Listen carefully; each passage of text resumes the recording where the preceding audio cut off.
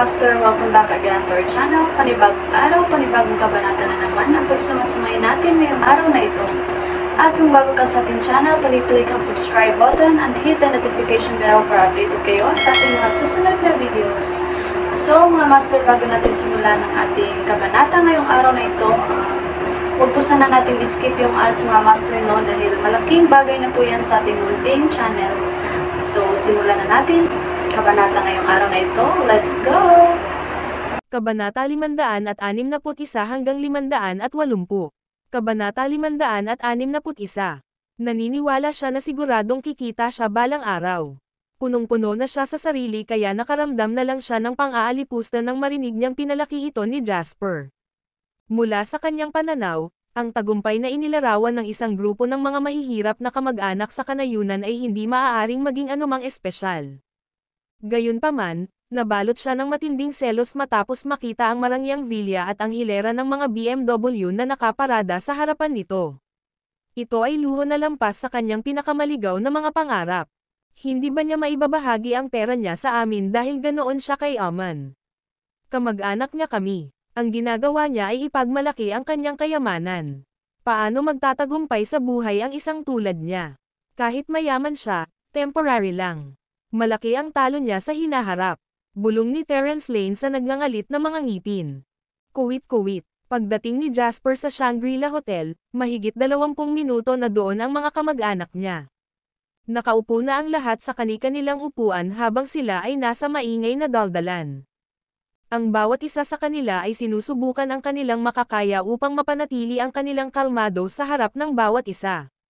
Sinubukan nila ang kanilang makakaya na huwag lumingon sa paligid, na tila madalas silang dumalo sa gayong mga high-end na okasyon. Gayunpaman, ang totoo ay wala ni isa sa kanila ang nakakain sa isang 5-star hotel. Hindi man lang sila marunong gumamit ng napkin ng maayos. Ang ilan sa kanila ay isinuot ito sa kanilang mga kwelyo o inilagay ito sa ilalim ng kanilang mga plato ng hapunan, samantalang ang iba ay ginamit ito bilang isang tuwalya upang panasan ang kanilang mga kamay bago ito bolahin at itapon ito sa isang tabi. Ang 3 mesa sa silid ay nakahain na ng malamig na pinggan at inumin. Ang mga bata ay tumitig sa mga katanji tanging pinggan. Gayunpaman, tinampol ng mga matatanda ang kanilang mga kamay nang abutin nila ang pagkain. Kahit na ang mga matatanda ay nagnanais na subukan ang mga katanji tanging malamig na pagkain ito na hindi pa nila nakita, walang sino man ang nangahas na hawakan ang kanilang mga kagamitan bago dumating si Jasper. Kahit na isang junior lang, may kakayahan siyang paintayin ang lahat ng matatanda sa kanyang pamilya bago sila magsimulang kumain. Ito ang alindog na dala ng pera. Pumasok si Jasper sa entrance. Nang mapansin niya ang sitwasyon sa silid, tumawa siya ng malakas. "Excuse me for being late, everyone. Bakit hindi pa kayo nagsimulang kumain?" tanong niya. Tumayo ang tito ni Jasper at binati ito ng may ngiti sa labi. "Kadadating lang din namin. Nandito ka pala, Jasp. Halika dito, maupo ka muna," sabi niya. Napatingin si Jasper sa main table. Walang laman ang upuan sa kaliwa ni Carson Lane, ang kanyang ama. Halatang sa kanya ang upuan. Humalaklak si Jasper at sinabing, "Junior ako, kaya dapat umupo ako sa tabi. Kung uupo ako sa isang lugar na kasing prestihiyoso ng main table, baka mapintasan ako." Nagtawanan din ang mga kamag-anak niya. Si Terence Lane, na nakaupo sa dulo ng 3 mesa, ay tumitig kay Jasper ng selos. Paulit-ulit niya itong hinisyan sa puso. "Sige, hinihintay ka ng lahat. Bilasan mo, pare-pareho lang lahat ng upuan." Hinailan ni Carson Lane si Jasper sa gilid niya at pinilit itong maupo sa tabi niya. Matapos utusan ang mga waiter na simulan ang paghahain ng mga pinggan, nakipag-usap sandali si Jasper sa mga matatandang nakaupo sa kanyang mesa. Tumayo siya at itinaas ang baso niya. "Lahat, ngayon ay minarkahan ang pagtatapos ng taon para sa amin. Let's leave the past behind and welcome new beginnings," masayang anunsyo niya sa harap ng kanyang mga kamag-anak. "Medyo average ang alcohol tolerance ko, kaya hindi ako gagawa ng individual toast sa bawat isa sa inyo. Sa makatuwid, gagawa ako ng toast sa inyong lahat ngayon. Narito ang mga bagong simula at kapayapaan sa bagong taon." Lahat ay nagpakita ng magandang tugon sa sinabi ni Jasper. Tumayo sila, At ang mga nakakainom ng alak ay uminom sa kanilang mga baso samantalang ang mga hindi makainom ay humigop sa kanilang mga inumin. Gayunpaman, lahat ng naroroon ay walang laman ang laman ng kanilang mga baso. Ibinaba ni Jasper ang walang laman na baso at babalik na sana sa kanyang upuan nang tumayo si Terence sa dulo ng ikatlong mesa. Dinala niya ang isang malaking kahon at sinabi kay Jasper, "Ito ang ligaw na ginseng na hiniling mo sa pamilya namin, Jasper Lane. Dinala ko ito para sa iyo ngayon." Matigas at matigas ang tono ng boses ni Terence. Kinausap niya si Jasper nang walang paggalang. Parang pinilit ni Jasper ang kanyang pamilya na ibigay ang ligaw na ginseng. Umupo sa katapat na mesa ni Jasper, nagbago agad ang ekspresyon ng tiyuhin ni Jasper. Sasawayin na sana niya si Terence nang magpakawala ng malamig na ngisi si Terence at nagsimulang magsalita. "Ngayong mayaman ka na, wala na kaming lakas ng loob na magsabi ng kahit isang salita kapag kumukuha ka ng mga bagay sa mga mahihirap na kamag-anak tulad namin. Gayunpaman, mayroon ka ng napakaraming pera. Bakit hindi mo ako pahiram ng pera? 5 figure ang dapat gawin ito. Lahat tayo ay magkakamag-anak, wala ka namang tutol, di ba?" Ang video na ito ay edited by Urban Storytelling. Kabanata 562. Nang matapos magsalita si Terence, biglang nagbago ang atmosphere sa kwarto. Napataas ang atensyon ng lahat habang nakatitig kay Jasper na nanlalaki ang mga mata, naghihintay ng sagot nito. Nakangiting tugon ni Jasper. Sa halip na tanggapin ang kahon, tumingin siya kay Terence at sinabing, "I've spent most of my time out of town after graduating. Matagal na akong hindi nakabalik. Maaari ko bang malaman kung sino ka?" Napangisi si Terence. "Prominent figure at big boss ka na ngayon. Siyempre, hindi mo papansinin ang mga mahihirap na kamag-anak tulad namin. Normal lang na makalimot ka, aniya. Ako si Terence Lane. I can be considered your cousin since Daryl Lane is my brother." Tumango si Jasper bilang realisasyon.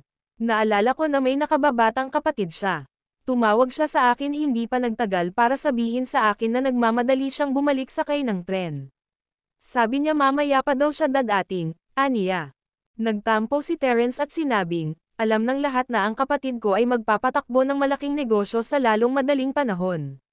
Nakamit niya ang isang kasunduan sa mga boss mula sa ibang mga lokalidad at magbubukas siya ng 12 ng mga hotpot restaurant sa probinsya sa susunod na taon. Siyempre, mas mahalaga ka sa kanya. Tapos, mamumutla ka kung ikukumpara sa kanya pagkatapos magsimulang mag-operate ang kanyang hotpot restaurant chain. Ang mapanglait na salita ni Terence ay pumukaw sa interes ni Jasper. Tila wala pa ring ideya si Terence Lane na binigyan niya ng pondo ang kanyang kapatid para simulan ang kanyang hotpot restaurant chain. Hindi bale, walang kwenta ang pag-usapan ang mga ganyang bagay. Sa anumang kaso, tandaan ito. Huwag mong isipin na mababali mo ang iyong mga mahihirap na kamag-anak dahil lang sa may pera ka. Napakayaman mo, ngunit kailan mo kami nabigyan ng anumang benepisyo? Masikip ako ngayon. Matitiis mo bang pautangin ako ng ilang 10,000 dolyar? Don't worry about it. After my brother opens his hotpot restaurant chain, magiging big boss din siya. Hindi kanya guguluhin sa pamamagitan ng pagtanggi na magbayad ng napakaliit na halaga ng ganoong halaga, mayabang na sabi ni Terence.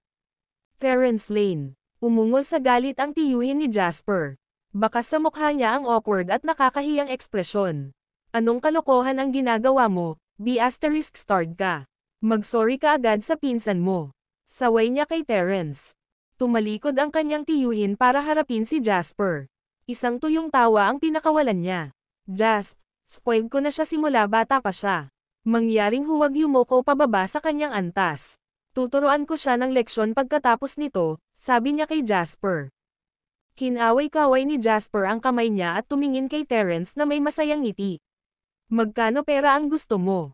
Tanong niya. Inilibot ni Terence ang kanyang mga mata. Sa kabila ng galit na nag-aalab sa mga tingin ng kanyang ama, matigas na sagot ni Terence, kahit $50,000. Tumango si Jasper at kumuha ng checkbook sa coat niya. Nagpatuloy siya upang punan ang isang tseke na nagkakahalaga ng 50,000 dolyar. Kunin mo itong tseke. Maaari kang mag-withdraw ng 50,000 dolyar mula sa anumang bangko anumang oras, sabi niya kay Terence. Hindi ko pinapahiram sa iyo itong pera, kaya hindi mo na kailangang ibalik sa akin. Bumibili ako ng ligaw na ginseng mula sa iyo gamit ang halagang ito. Sa ganoong paraan, hindi mo mararamdaman na sinamantala kita. Paano na? Tanong niya. Ngumisi si Terence at sinabing, hindi nakakapagtaka na ang galing mong kumita ng pera. Mayroon kang napakalinis na pagpaplano. Gayunpaman, huwag mong isipin na gamitin ang iyong mga palihis na pagkana sa iyong mga kamag-anak. Ang ligaw na ginseng na ito ay higit sa 200 taong gulang, ito ay isang tunay na kayamanan. Nagtanong ako tungkol dito sa labas, at narinig ko iyon. Napakabihirang nito na hindi man lang mabibili ng pera. Kung gusto mong bilhin ito, kailangan mong bayaran ako ng hindi bababa sa $100,000. Pinunan ni Jasper ang isa pang $50,000 na tseke nang walang sinasabi. Ibinigay niya ang 2 tseke kay Terence at sinabi sa kanya, narito ang $100,000 na hiniling mo. Napansin ni Terence na sobrang kalmado si Jasper ngayon. Hindi man lang siya nagdalawang isip bago siya binigyan ng $100,000. Ang $100,000 ay isang napakalaking halaga ng pera para sa bawat karaniwang pamilya doon. Sa pagkakataong iyon, naging dismayado si Terence matapos niyang malaman kung gaano kayaman si Jasper. Agad na pinalabo ng kasakiman ang kanyang mga iniisip habang galit na itinaas niya ang kanyang ulo at sinabing, hindi yun sapat. Bigyan mo ako ng $200,000 man lang. Bahagyang tumawa si Jasper at isinantabi ang magkabilang tseke. Una, gusto mo ng $50,000, tapos gusto mo ng $100,000. Binigay ko lahat ng hinihingi mo. Gayunpaman, hinihiling mo ngayon na bigyan kita ng $200,000. Itinuturing mo ba akong tanga na hindi nakakaintindi ng mga numero? Dahil hindi mo ibinebenta ang mga kalakal, maging ito. Bawiin mo, aniya sa pantay na tono. Ang video na ito ay edited by Urban Storytelling. Kabanata 563. Nagbago ang ekspresyon ni Terence. Magsasalita pa sana siya ay sinampal siya ng kanyang ama sa tapat ng mukha. Isang malakas na sampal ang umalangaw-ngaw sa buong silid. Natigilan si Terence sa malinaw at malakas na sampal. Ang 20 o higit pang mga kamag-anak sa silid ay may matinding pagkagulat din sa kanilang mga mukha. Ang pagdidisiplina sa anak ay isang kaiyahiyang gawa, at dapat itong gawin sa pribado ng tahanan. Higit pa rito, nasa 20s na si Terence Lane. Wala siya sa edad kung saan siya dapat tamaan ng kanyang mga magulang. Gayunpaman, hindi lamang siya sinaktan ng kanyang ama, ngunit ginawa rin niya ito sa harap ng napakaraming kamag-anak. Hindi niya pinakitaan si Terence ng kahit isang onsa ng paggalang. Ipinakita nito kung gaano siya kasigla. Tumakbo ang kanyang ama at kinuha ang kahon mula kay Terence. Sa sobrang galit niya ay nanginginig ang boses niya. Ang rebelding anak mo, pinalaki kita sa wala, sigaw niya. Tumalikod siya at ibinigay ang box kay Jasper. Nagkakaganyan lang si Terence kasi hindi ko siya napalaki ng maayos. Mangyaring huwag magtanim ng sama ng loob sa kanya. Paano namin ito ibebenta sa iyo? Paano kami hihingi sa iyo ng pera bilang kapalit ng Reg Along ito? Paumanhin niyang sabi. Hindi gusto ni Jasper ang ginseng. Gayunpaman, sa desperadong tingin ng kanyang tiyuhin, alam niyang hindi madaling lilipas ang pangyayaring ito kung hindi niya ito tatanggapin. Kaya naman, inilagay niya ang kahon sa gilid. Sabay kuha din ng 2 tseke. Tito, sinadya kong bilhin ito sa iyo simula pa noong una. Ang ligaw na ginseng na higit sa 200 taong gulang ay talagang mahalaga. Panatilihin itong $100,000. Magsasalita pa sana ang kanyang tiyuhin, tumawa ng malakas si Jasper. Tito, kung hindi mo tatanggapin ang perang ito, hindi ko kukunin sa iyo itong ligaw na ginseng. Kahit magkamag-anak kami, bentahan pa rin ang benta. Madaling makakuha ng $100,000, ngunit ang pagkuha ng 200 taong gulang na ligaw na ginseng ay isang bagay na nagmumula sa purong swerte. Ako ang nakakuha ng bargain. Walang sino man ang makapagtuturo ng anumang mga kapintasan sa makatwirang argumento ni Jasper. Sumang-ayon ang lahat kay Jasper sa loob-loob. Bagamat mayaman si Jasper, hindi niya minamaliit ang kanyang mga kamag-anak. Ang kanyang mga pag-uugali at kilos ay napaka-mature din at pinag-isipang mabuti. Kaya, naging madali ang pakikasama sa kanya. Ang tanging tao na nag-iisip ay si Terence Lane. Napahawak si Terence sa mukha niya. Sumakit ito sa pagkakahawak. Masakit man ang mukha niya sa sampal, mas nagalit siya dahil sa sobrang kahihiyan na naranasan niya. Ama, ginagamit lang niya ang pera niya para pakalmayan kami. Bakit natin siya papakawalan ng ganito? Tsaka junior mo siya. Kailangang tawagin ka niya bilang tiyuhin niya. Huwag ka kasing yumuko sa harap niya. Iniisip ko kung sino ang yuyuko kung kanino pagkatapos bumalik ang aking kapatid at magsimulang mag-operate ng kanyang negosyo. Sigaw ni Terence habang galit na nakatitig kay Jasper. Matapos pakinggan ang kanyang sinabi, sa sobrang galit ng ama ni Terence ay muntik na itong mawalan ng malay. B***starred ka. B***starred ka talaga. Sigaw ng tatay niya habang hinahampas ang sariling paa. Hindi mo ba alam na pinsan mo ang nagpopondo sa negosyo ng kapatid mo? Umungol siya. Wala ka talagang kakayahan. Ang ginagawa mo lang ay mababa ang tingin sa iba. Sa tingin mo ay minamaliit ka ng iba kung tinatrato ka nila ng kahit kay titing na kawalan ng respeto. Bakit hindi mo tingnan ang iyong sarili sa halip? Mayroon ka bang anumang bagay na karapat-dapat sa paghanga ng ibang tao? Malaki na ang naitulong ni Jasp sa pamilya namin. Tingnan ang mga bagay na iyong ginawa at sinabi. Ito ba ay isang bagay na gagawin ng isang disenteng tao? Bakit may anak pa akong katulad mo? Natigilan si Terence matapos irehistro ang sinabi ng kanyang ama. Isa lang ang malinaw niyang narinig. Ang pinakamalaking pinagmumulan ng kanyang pagmamalaki, ang negosyong sisimulan na ng kanyang kapatid, ay pinondohan ni Jasper Lane. Matapos maranasan ang labis na pagkabigla at pagkataranta, hindi lamang si Terence ay hindi nagsisi sa kanyang mga ginawa, ngunit ang selos at galit ay agad na namumuo sa kanyang puso. Kung ganoon, dapat si Jasper Lane ang nagbigay sa akin ng pera. Pinutol ko na magpatakbo ng negosyo. Maaari din akong kumita ng malaki. Bakit sa kapatid ko ang inaalok mo imbes sa akin? Bigyan mo ako ng $200,000, Jasper Lane. Kung bibigyan mo ako ng $200,000, gagawa ako ng mas mahusay kaysa sa iba. Ang video na ito ay edited by Urban Storytelling. Kabanata 564. Gulat na tinitigan ni Jasper si Terence. Sa totoo lang, wala siyang masyadong naabot sa past life niya. Hindi rin siya gaanong nakikipagkita sa kanyang mga kamag-anak at hindi pa siya gaanong nakipag-interact kina Daryl at Terence Lane. Kaya naman, wala siyang ideya kung ano ang kanilang mga personalidad. Sa kanyang kasalukuyang buhay, gustong isipin ni Jasper na marami na siyang nakilalang tao, nakikipag-ugnayan na rin siya sa lahat ng uri ng tao. Gayunpaman, hindi niya kailanman inaasahan na si Terence Lane ay lalampas sa kanyang inaasahan kung ano ang ibig sabihin ng pagiging walang hiya.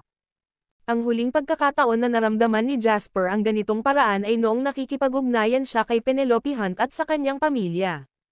Kahit kumpara sa kanila, si Terence Lane pa rin ang gold standard. Bakit ko ibibigay ang pera ko kung mayaman ako? Higit pa rito, $200,000 ang hinihingi mo. Hindi mo ba alam na ang karaniwang sweldo para sa isang trabaho sa labas ay $100 lamang? It is considered a huge benefit if you have a salary of $8,000, sabi ni Jasper sa kanya. Malamig na tumikim si Terence at winagaywe ang kamay. Tigilan mo na yang kalokohan mo. Hindi ba't ikaw ay mayaman? Magkamag-anak kaming lahat. Hindi ba dapat tulungan mo kami kung mayaman ka? Gusto mo bang makita kaming naghihirap dahil sa kahirapan? Nakatulong ka rin sa kapatid ko. Kung ganoon, hindi naman masyadong marami ang hilingin sa iyo na bigyan mo ako ng $200,000, tama ba? Tanong niya. Pondohan ko ang kapatid mo dahil lang sa akala ko ay kikita ang negosyo niya. Tsaka hindi ko pinahiram sa kapatid mo ang pera. Ito ay isang pamumuhunan. Sa madaling salita, I'd invest this sum of money all the same kahit na siya ay isang estranghero lamang sa halip na si Daryl Lane, mahinahong sabi ni Jasper. Ginagawa ko ito dahil negosyo, hindi dahil kamag-anak ko siya. Maaari kitang suportahan kung mayroon kang mga kakayahan, ideya sa negosyo, at handang magsikap. Gayunpaman, tingnan mo, wala kang kakayahan at wala kang anumang plano. Pera lang ang hinihingi mo sa akin. Sa tingin mo ba ang wallet ko ay ATM? Sa tingin mo ba ay maaari mong kunin ang aking pera kahit kailan mo gusto? Lahat ng tao dito ay kamag-anak namin. Alam nilang lahat ang sitwasyon ng pamilya ko. Kami ang pinakamahirap sa lahat noong nakaraan. Lahat kayo ay mas mayaman kumpara sa aking pamilya. Bakit hindi mo tinulungan ang pamilya ko noon, Terence Lane? Dahil sa sinabi ni Jasper, hindi na nakaimik si Terence. Walang paraan para makipagtalo siya laban doon. Tumalikod si Jasper kay Terence, na may bahid ng galit ang ekspresyon. Inilibot niya ang paningin sa buong silid at pinagmasdan ang bawat mukha ng kanyang mga kamag-anak. Pagkatapos ay nagpatuloy siya sa pagsasalita sa isang malakas at malinaw na boses. Kalahating bahagi ng mga tao rito ay aking mga nakatatanda, samantalang ang isang katlo sa kanila ay halos kasing edad ko. Ang natitirang pangatlo sa kanila ay ang aking mga pamangkin at mga pamangkin. Iisa ang pinanggalingan nating lahat. Lahat kami ay galing sa iisang pamilya. Nahihiya akong sabihin na nakamit ko ang ilang pagkilala at tagumpay para sa aming pamilya.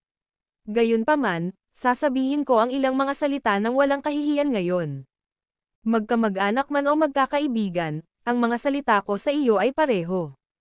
Ibibigay ko ang aking suporta sa sino mang may mga kakayahan, ideya, at handang maglagay ng malaking pagsisikap.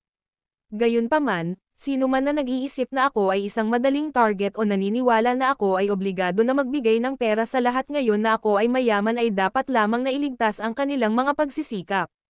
Yun lang ang gusto kong sabihin.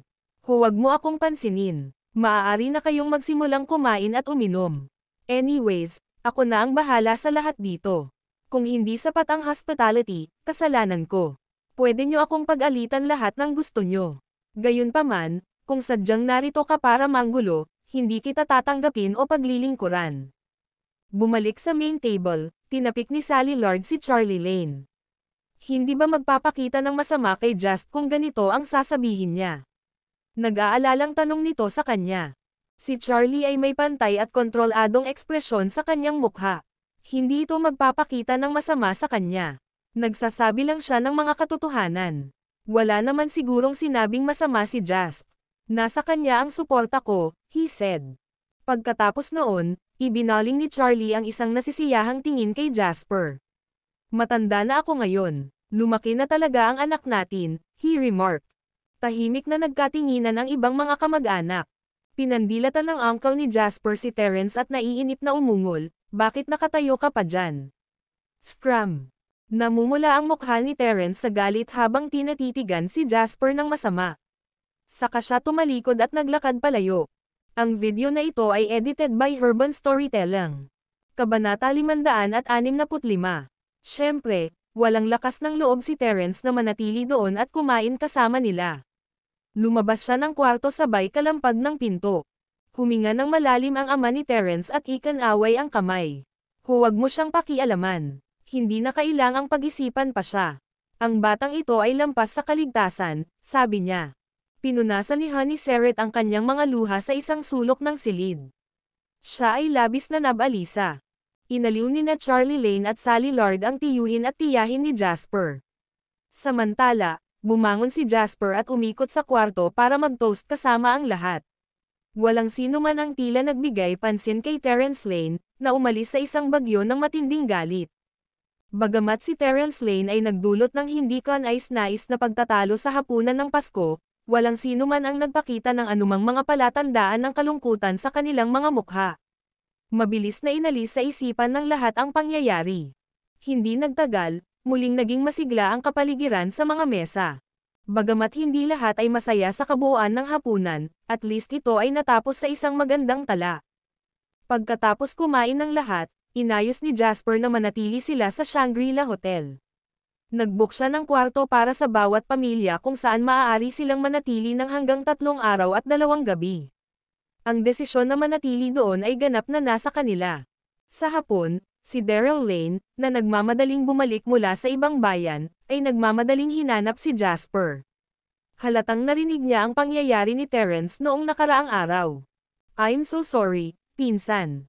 Buntong hininga, hindi ko inasahan na ang aking kapatid ay gagawa ng isang bagay na napaka-immature. Halatang mas mature si Daryl kaysa kay Terence. Humingi siya ng tawad kay Jasper with a guilty expression on his face. Si Jasper ay humihigop ng isang tasa ng mainit na tsaa upang gamutin ang kanyang hangover. Masyado siyang nainom noong nakaraang gabi.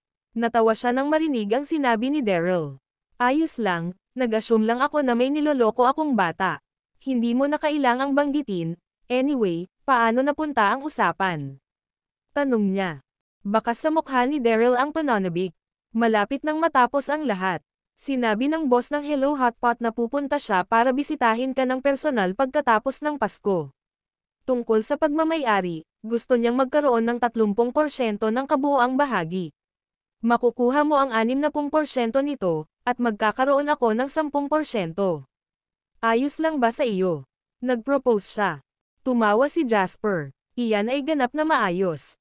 Kukunin ko ang kabuuan ng pera na ilalagay sa iyong negosyo sa loob ng susunod na 2 araw, aniya. Pagkatapos ay tumigil sandali si Jasper. Gusto niyang pasalamatan si Samuel Ray para sa kanyang malawak na kayamanan. Kung ganoon, makikilala ko siya sa susunod na taon. Formal kaming pipirma ng isang 3-party na kontrata kapag dumating ang boss ng Hello Hotpot. Pagkatapos nito, maaari mong iset up ang balangkas ng kumpanya. Sisiguraduhin kong ikredito ang mga pondo sa account ng kumpanya sa takdang panahon. Nagpasalamat si Daryl. Pagkatapos ay naglabas siya ng 2 pamilyar na tseke sa kanyang coat at magalang na ibinigay kay Jasper. Anong ginagawa mo? Tanong ni Jasper. Tawa siya ng tawa matapos silipin ang 2 tseke na siya mismo ang nagpuno. Huwag mo na akong baliwalain, pinsan. Hindi namin matatanggap ang perang ito mula sa iyo kahit anong mangyari. Mangyaring ibalik ito, sabi ni Daryl. Matigas ang ulo niya. Ikaw na ang saving grace ng pamilya namin. Hindi makatao kung tatanggapin ko ang perang ito mula sa iyo. Higit pa rito, pareho ang damdamin ng aking mga magulang. Tumawa si Jasper. Hindi niya tinanggihan ang kanyang kahilingan, ngunit hindi rin niya tinanggap ang mga tseke. Pagkatapos mong iset up ang kumpanya, kakailanganin mong gumamit ng maraming pera. Maaari mong ituring ang perang ito bilang karagdagang linya ng sponsorship mula sa akin, sabi niya. Natigilan si Daryl matapos marehistro ang sinabi nito. May gusto pa sana siyang sabihin, ngunit agad niyang nilunok ang lahat ng sinabi nito matapos mapansin ang kalmadong tingin na itinuro sa kanya ni Jasper. Kaya naman, tumanggo siya ng mariin at tumigil sa pagiging persigido. Kasabay nito, si Terence Lane, na umalis sa restaurant sa sobrang galit noong nakaraang gabi, ay mag-isa na pumunta sa Norritos City. Wala siyang nakontak kahit kanino pagkatapos umalis noong gabing iyon. Nandoon siya para makipagkita sa isang tao. Ang taong iyon ay isang malaking mapagkukunan ng suporta na ngayon lang niya nakilala. Ngayon, plano niyang maghayganti sa kahihiyan na ginawa sa kanya ni Jasper. Ang video na ito ay edited by Urban Storytelling. Kabanata 566. Sa loob ng isang high-end na residential area sa probinsya, Norritos City. Nakatira ngayon si Zayden Hanks sa isang double-story terrace house. Tama iyon. Si Zayden Hanks ay bumalik mula sa Harbor City.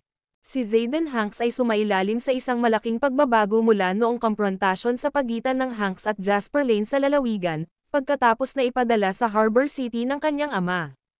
Siya ay mas payat kaysa dati, at pinananatiling mahaba ang kanyang buhok at nakatali sa isang nakapusod sa likod ng kanyang ulo. Ang pambabaing damit na suot niya ay hindi mukhang out of place sa isang ordinaryong lalaki na katulad niya. Sa kabaligtaran, nagmula siya ng isang hindi maipaliwanag na pakiramdam ng malamig na palihim. Ang ama ni Zayden na si Silva Hanks ay nakaupo rin sa silid. Si Silva ay tila tumanda ng mahigit isang dekada sa loob ng kalahating taon. Ang bahagyang nakayuko niyang figure ay nakapatong sa ibabaw ng sofa habang nakatitig sa anak, na nakatayo sa gilid ng bintana at nakatingin sa view ng South Face River.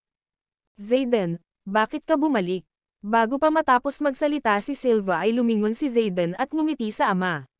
Pare, alam ko na ang itatanong mo sa akin. Tama, bumalik ako para ipaghiganti ka at ang sarili ko, aniya. Nanginginig ang mga daliri ni Silva na may sigarilyo sa pagitan. Bumagsak ang mga abo sa lupa habang nagsasalita siya sa mapait na boses, iba ang mga bagay kumpara sa dati. Napakaraming bagay ang nangyari sa nakalipas na 6 na buwan. Nakuha ni Dawson Schuler ang pinakamalaking supermarket chain sa bansa at nag-set up ng isang real estate company kasama si Jasper Lane. Bilang karagdagan sa industriya ng supermarket, ang bagong set-up na kumpanya ng real estate ay tumaas din upang maging pinakamalaking pangalan sa mga negosyo ng real estate sa Southeast Province. Nakita mo na ang development site sa South Face River, di ba? Ang matataas na skyscraper na iyon ay patunay ng kanilang kakayahan. Ang kanilang lakas ngayon ay hindi maihahambing sa kung paano sila noon. Talo na tayo sa kanila noon, ano ang magbabago ngayon? Nakatitig si Zayden sa malayo na may maitim na mga mata. Napangisi siya nang makita ang development site sa South Face River, na ngayon ay pinag-uusapan ng bayan. Anong buhay na lugar? Hindi pa nila itinigil ang pagpapagawa kahit na malapit na talaga ang Pasko. Parang sobrang confident nila, he remarked. Kapag natapos na ang proyektong ito, ito ang magiging pinakamalaking signature project sa Southeast Province. Hindi lamang ang mga munisipal at probinsyal na pamahalaan ang lubos na inuuna ang proyektong ito, maging ang mga opisyal mula sa higher order associations ay tumitingin sa uri ng pag-unlad na idudulot ng proyektong ito sa Southeast Province sa hinaharap. Narinig ko mula sa ilang mga matandang kaibigan na kapag ang proyekto sa South Bank ay nagbunga ng mga resulta, malamang na ito ay magiging isang benchmark na proyekto para sa pagtatayo ng mga bagong urban na lugar sa ibang mga lungsod sa loob ng bansa. Sa panahong iyon, ang kahalagahan nito ay tataas ng husto. Tawa ng tawa si Silva habang nagsasalita. Dahil sa kanilang kasalukuyang posisyon, ano ang karapatan natin na labanan sina Jasper Lane at Dawson Schuler? Tanong niya. Ngumuso si Zayden sa sama ng loob. Ama, huwag mong yurakan ang iyong sariling karangalan sa pamamagitan ng pagpapalaki ng kanilang katayuan, sabi niya sa malamig na tono. Kadalasan ay umaasa si Jasper Lane sa suporta ng mga batas mula sa Harbor City. Bago makuha ang kanilang suporta, siya ay wala. Noon, isa lang siyang nobody sa Southeast Province. Habang nagsasalita si Zayden, iniwas niya ang tingin sa South Face River at humarap sa sarili niyang ama. This time, bumalik ako with the support of a prominent figure also. Dapat kong labanan si Jasper Lane. Sigaw niya sa sobrang galit. Naalala niya ang kahihiyan na natanggap niya pabalik sa Southeast Province, na naging dahilan para tumakbo siya hanggang Harbor City. Pagkatapos noon, patuloy na tinatapakan siya ni Jasper Lane. Habang naliligo si Jasper sa kaluwalhatian matapos pangunahan ang planong pang-ekonomiyang rescue ng Harbor City, nanginginig lang siya habang nagtatago sa sulok. Ang lahat ng ito ay sumisira sa isipan ni Zayden. Sa sobrang pagkamuhi at pagkatakot niya kay Jasper Lane, lalo pang namilipit ang kanyang mukha sa galit. Maya-maya'y nabaluktot ang mukha niya sa galit hanggang sa pumupula ang mga mata niyang namumula na para bang isa siyang mabangis na hayop. Pare, huwag kang mag-alala. Si Jasper Lane ay nagtagumpay ng masyadong mabilis. Dahil dito, hinaranggan niya ang mga landas ng maraming tao doon. Masyado na siyang maraming kaaway. Ngayon, it's almost a given na maraming tao dyan ang gustong patayin siya. Tiyak na mas marami ang mga taong ito kaysa sa mga sumusuporta sa kanya. Ang video na ito ay edited by Urban Storytelling. Kabanata 567. This time, nandito ako in behalf of those people. Sa suporta nila, walang magagawa si Jasper Lane kumpara sa akin. Namilog ang mga mata ni Silva habang nakatingin sa sariling anak. Para siyang estranghero sa kanya. Ipinadala ni Silva si Zayden sa Harbor City dahil gusto niyang mamuhay siya ng mapayapa sa natitirang bahagi ng kanyang buhay pagkatapos lumipat sa isang bagong lugar. Gayunpaman, hindi alam ni Silva ang pinagdaanan ni Zayden sa Harbor City. Wala siyang ideya kung bakit siya bumalik sa pagkakataong ito nang walang nakakaalam at sa sobrang galit ay namumuo sa loob niya. Kahit na ganoon ang kaso, ang mga Hanks ay namumuhay ng maingat. Higit pa rito, nasaktan ko si Dawson Schuler, na ngayon ay tumaas sa napakalaking kapangyarihan. Wala na akong karapatang magsalita in behalf of our family, so I cannot help you, napabuntong hininga na sabi ni Silva. Tumawa ng malakas si Zayden. Pare, hindi ka pa rin ba naniniwala sa sinabi ko? Ang Hanks ay walang mahusay. Napakaliit ng impluwensya nila kaya wala na, aniya. At saka, hindi kami makakalaban ni Jasper Lane noong ikaw ay nasa dati mong posisyon at kaya mong gamitin ang mga uri ng pamilya. Paano tayo magkakaroon ng pag-asa laban sa kanya ngayon? Gayunpaman, sa pagkakataong ito, mayroon akong suporta kay Lanes. Malamig na ngumiti si Zayden. Nagpasya siyang ihayag ang katotohanan sa kanyang ama upang makuha ang kanyang pagtitiwala. Yung Lanes, anong pamilya ang sinasabi mo? Tanong ni Silva. Bahagya siyang natigilan.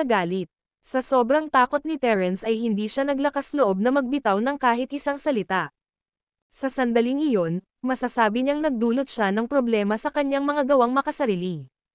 Huwag kang magalit, Mr. Hanks. Bakit hindi ko subukang ayusin ang relasyon namin ni Jasper Lane? Tanong niya, baka sa mukha niya ang malungkot na ekspresyon.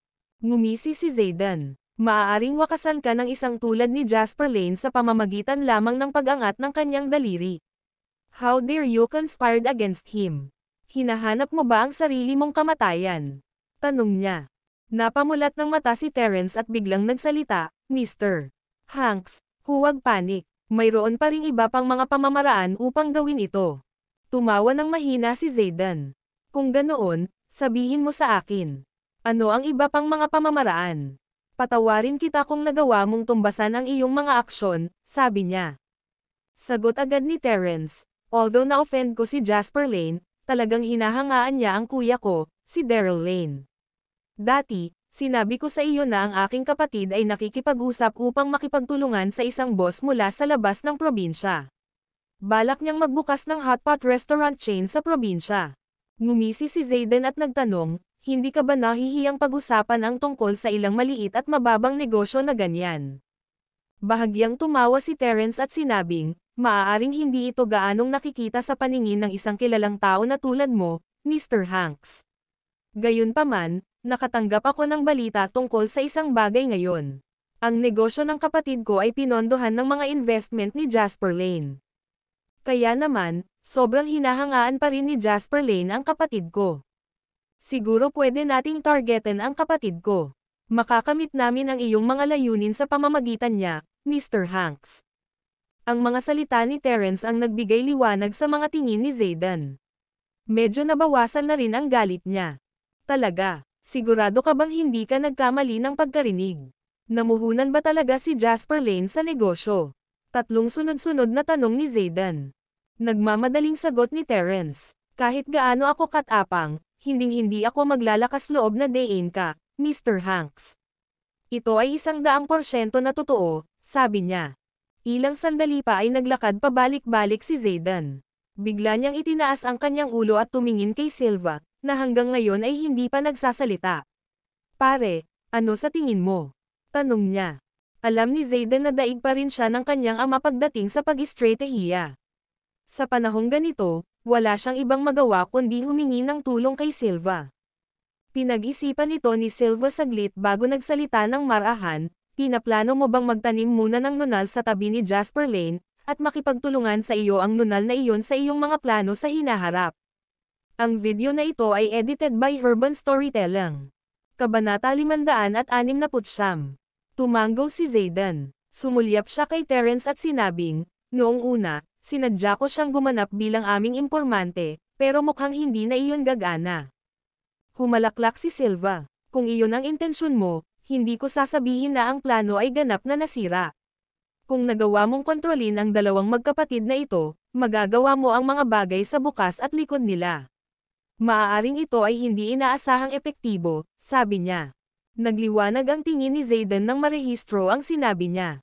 Hindi na masyadong nagsalita si Silva dahil sa presensya ni Terence sa kwarto. Gayunpaman, agad na gumawa ng 180 degree na pagbabago si Zayden nang may pumasok na ideya sa kanyang isipan dahil sa payo ni Silva. Matapos ayusin ang kanyang mga iniisip, tumingin si Zayden kay Terence at ngumisi. Gaano ka katiyak na makukumbansi mo ang iyong kapatid? Tanong niya. Napatingin si Terence kay Zayden nang may pag-aalinlangan matapos itong pag-isipang mabuti. Hindi niya napigil ang magsabi ng kahit ano. Bakit ka nag-aalanggen? Sabihin mo agad. Naiinip na sabi ni Zayden. Mr. Hanks, alam ko na isa kang kilalang tao na may malawak na kakayahan. Gayunpaman, hindi ko alam kung sapat na iyon para mapagtagumpayan ang aking kapatid. Tsaka kakatanggap lang ng puhunan ng kapatid ko kay Jasper Lane. Kasalukuyan siyang naghahanda para simulan ang kanyang negosyo, kaya natatakot ako na baka mahirapan siyang kumbansihin ng walang praktikal na dahilan, paliwanag ni Terence. Ngumisi si Zayden at sinabing, wala ka pang ginagawa para sa akin, pero humihiling ka na ng mga benepisyo. Nanginginig si Terence nang maaninag niya ang malamig na tingin ni Zayden. Bigyan mo ako ng 2 araw, Mr. Hanks. Malapit na ang Pasko. Mag-iisip ako ng paraan para ma-convince siya, agad niyang sabi. Walang pag-aalinlangan si Zayden at sinabing, Maaari mong ipangako sa kanya na bibigyan ko siya ng doble ng anumang iaalok sa kanya ni Jasper Lane. Pagkatapos nating magtagumpay, ang dalawa sa inyo ay magkakaroon ng maraming benepisyo. Pinigil ni Terence ang pananabik sa kanyang puso. Salamat, Mr. Hanks. Magalang niyang bulalas. Scram. Kuwait. Walang alam si Jasper sa pagbabalik ni Zayden sa probinsya.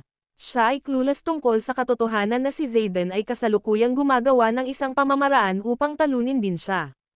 Sa sandaling iyon, nakikipag-usap siya tungkol sa trabaho kasama si Jack Tanner, na kababalik lang mula sa Swallow Capital, sa kumpanya ng pamumuhunan. Ang kondisyon ni Senna sa pangkalahatan ay stable. At saka, Christmas holidays ngayon kaya karamihan sa mga empleyado ay nakauwi na sa kanilang sariling bayan para sa bagong taon. Kaunti lang ang mga empleyadong naka-duty ngayon, sabi ni Jack. Tumango si Jasper at ngumiti kay Jack. Nagsumikap ka sa panahong ito, ang sabi niya sa kanya. Trabaho lang. Isa pa, hindi naman ako nagtatrabaho para sa wala. Binabayaran ako para gawin iyon. Responsibilidad ko ito, sagot ni Jack. Minasahe ni Jasper ang kanyang mga templo at sinabing, kailangan pa rin kitang mamahala sa trabaho sa Senna sa hinaharap. Gayunpaman, ang kumpanya ng pamumuhunan ay hindi rin maaaring iwanang bakante. Mayroon ka bang malalapit na kasama na makakapagbahagi ng trabaho sa iyo dito? Tanong niya. Matagal nang hindi nasisiyahan si Jasper sa pagganap ng kumpanya ng pamumuhunan. Bilang pangunahing boss ng kumpanya, imposible para kay Jasper na ilaan ang lahat ng kanyang pagsisikap at oras sa kumpanya ng pamumuhunan. Kailangan niya ng oras para pangasiwaan ang iba pang mga pakikipagsapalaran. Sa makatuwid, ang pag-set up ng isang senior management team sa loob ng kumpanya ng pamumuhunan ay isang mahalagang isyo na kailangan nilang asikasuhin kaagad. Sandali itong pinag-isipan ni Jack. Maaari akong magtanong sa ilang mga lumang kaibigan. Gayunpaman, masasabi ko lang sa iyo ang mga resulta sa susunod na taon. Sa kabilang banda, iminumungkahi kong maghanap ka ng isang profesional na kumpanya ng headhunter, sabi niya. Sumang-ayon si Jasper kay Jack. Sige, ibibigay ko sa iyo ang gawaing ito. In short, dapat gawin sa lalong madaling panahon, he said. Matapos sumang-ayon si Jack sa kanyang mga pagsasaayos, nagpatuloy siya ng may pag-aalinlangan, Mr. Lane, nandito talaga ako ngayon para tanungin ka rin tungkol sa opinyon mo sa isang bagay. Tumawa si Jasper at sinabing, bakit nag-aalanggan ka pa sa harap ko? Tanungin mo ako ng diretso kung may gusto kang malaman. Tanong ni Jack, Mr. Lane, naisip mo na bang hayaan si Senna sa public listing nito? Ang video na ito ay edited by Urban Storytelling. Kabanata 570, isang pampublikong listahan. Ito ay ang tunay na layunin ng anumang kumpanya out doon. Maraming benepisyo ang nagmula sa isang pampublikong listahan. Ang pinakamaliwanag at mahalagang benepisyo ay ang kakayahang mabilis na makakuha ng malaking halaga ng pondo mula sa stock market. Sa suporta ng hindi mabilang na mga shareholder at mamumuhunan, ang kumpanya ay hindi kailangang mag-alala tungkol sa mga isyu sa pagpopondo sa panahon ng pag-unlad nito. Gayunpaman, ang isang pampublikong listahan ay may sariling hanay din ng mga problema. Sa teorya, lahat ng mga nakalistang kumpanya ay nahaharap sa panganib na maaga ng ibang tao. Inatake ni Jasper ang mga kumpanya sa pamamagitan ng financial market at nagdulot ng kanilang pagbagsak sa pamamagitan ng pagkuha ng mayoryang stake sa kanila. Sa makatuwid, palagi siyang naging maingat tungkol sa pagpupursage sa isang pampublikong listahan. Jack, napag-usapan na natin ito dati. Ang mga kumpanyang direktang kaanib sa JW ay hindi isasaalang-alang para sa mga pampublikong listahan dahil sa aming mga prinsipyo ng kumpanya, sabi ni Jasper sa isang pantay na tono. Naiintindihan ko ang iyong pinili na huwag ilista ang kumpanya ng pamumuhunan at real estate. Pagkatapos ng lahat, hindi ka nagkukulang ng anumang pananalapi sa mga iyon. Gayunpaman, hindi ba't nakakalungkot ang mga kumpanya tulad ng Senna at Terrizone na hindi nakalista? Tanong ni Jack. Tumawa si Jasper at sinabing, may iba pa akong plano para kay Terrizone. Para naman kay Senna, ako ang kasalukuyang nag-iisang may-ari. Maaari kong pigilan ang ilan sa mga pagbabahagi at pumunta para sa isang pampublikong listahan. Basta ang shares. Inilihis sa maliliit na stakeholder, ang isang listahan ay hindi makakaapekto sa aking mayorya na stake. Sa makatuwid, maaari kong isaalang-alang ang paglilista ng kumpanya. Gayunpaman, hindi pa rin ito ang tamang oras para gawin iyon. Natigilan si Jack sa sinabi ni Jasper. Gayunpaman, si Jasper ay may sariling mga pagsasaalang-alang din. Sa kasalukuyan, ang lahat ng nakalistang kumpanya sa internet ay nahaharap sa parehong problema.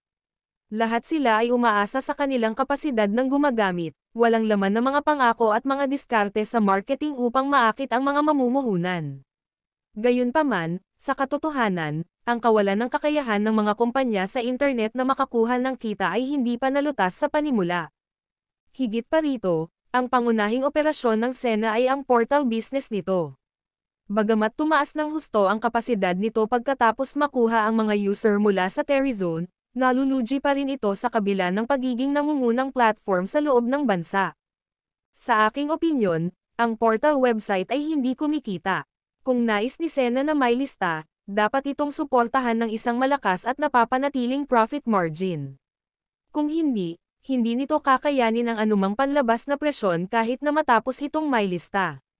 Ang mga maliliit na kaguluhan ay madaling magresulta sa matinding pagkalugi.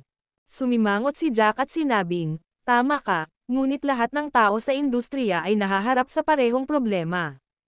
Tumawa si Jasper at pinutol siya. "Although everyone is facing the same problem, that doesn't mean that we have to lower ourselves to their level." Natukoy ko na ang profit point ni Sena, aniya. Nagtaas ng ulo si Jack sa pagtataka. "Mr. Lane, nakagawa ka na ng paraan para kumita si Sena." Nabigla siya. Ngumiti ng mahina si Jasper. Siyempre, may idea siya.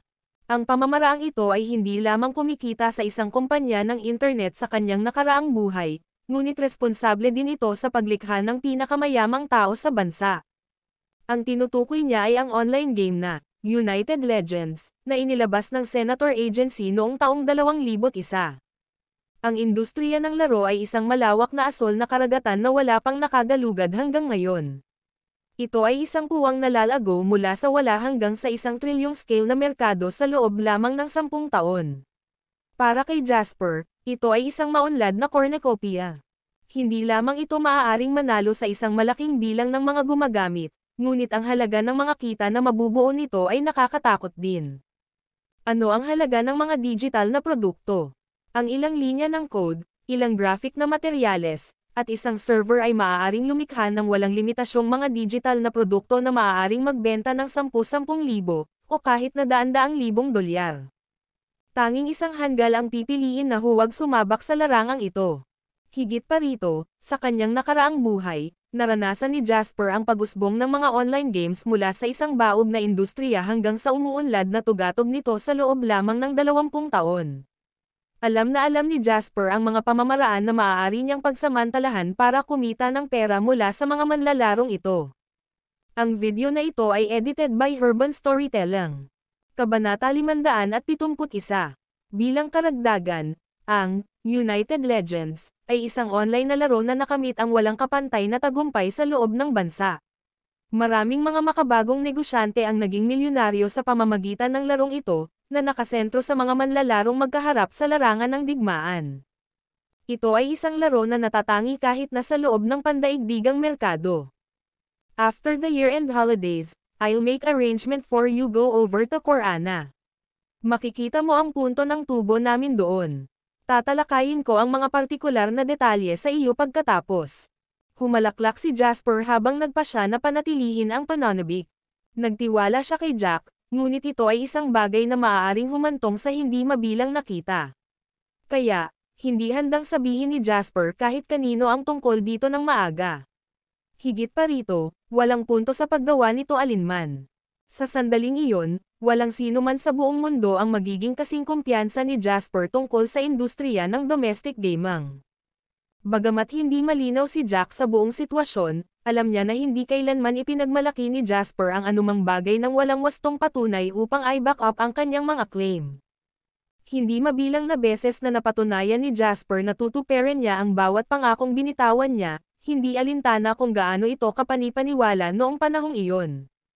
Sa makatuwid, labis na nasasabik si Jack tungkol dito. Matapos huminto sa kanyang trabaho sa Warsoft, nagtatrabaho na siya ngayon sa Sena.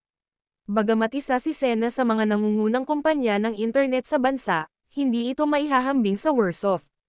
Sa makatuwid, maraming tao ang hindi nakaintindi sa pinili ni Jack.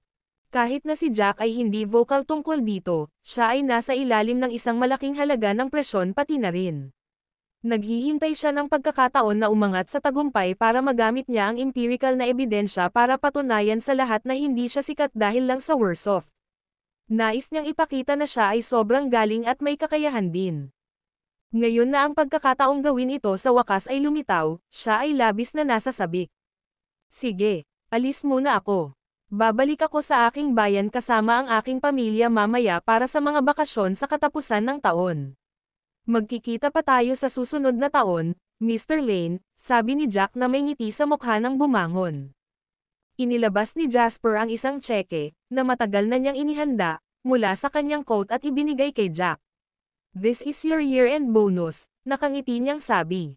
Natigilan si Jack, hindi pa ba nai-issue ang end-of-year bonus kanina? Ano ito, Mr. Lane? Tanong niya.